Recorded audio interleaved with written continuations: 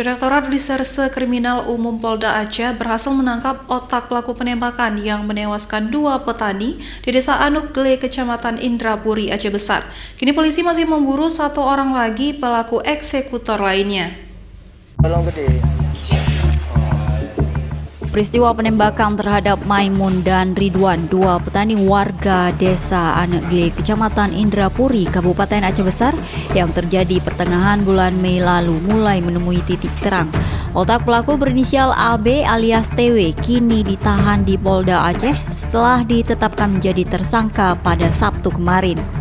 Dari pemeriksaan sementara terhadap AB, motif penembakan yang dilatar belakangi dendam tersebut karena korban Ridwan dianggap sering mengganggu usaha syomil milik AB. Dan AB memerintahkan 5 pelaku yang telah ditangkap sebelumnya untuk mengeksekusi korban. Naas bagi korban, Maimun yang kebetulan menumpang motor korban Ridwan juga ikut tewas ditembak pelaku dengan senjata laras panjang.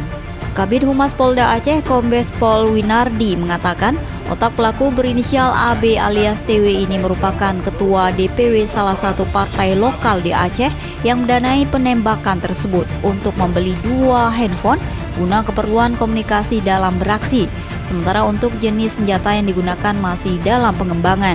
Saya jelaskan dulu posisi peran AB alias TW ini adalah sebagai otak pelaku atau dalang penembakan yang memberikan dana kepada pelaku 5 yang sudah kita tangkap sebelumnya dengan aliran dana yang sudah kita cek, dan yang bersangkutan membelikan HP.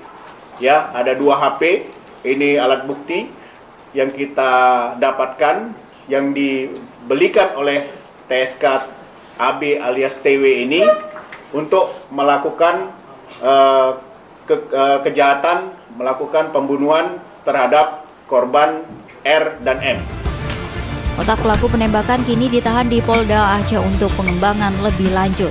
Para pelaku dijerat dengan pasal pembunuhan 338 junto pasal pembunuhan berencana 340 dengan maksimal hukuman penjara seumur hidup atau hukuman mati. Dari Kota Banda Aceh, Taufan Mustafa, iNews melaporkan.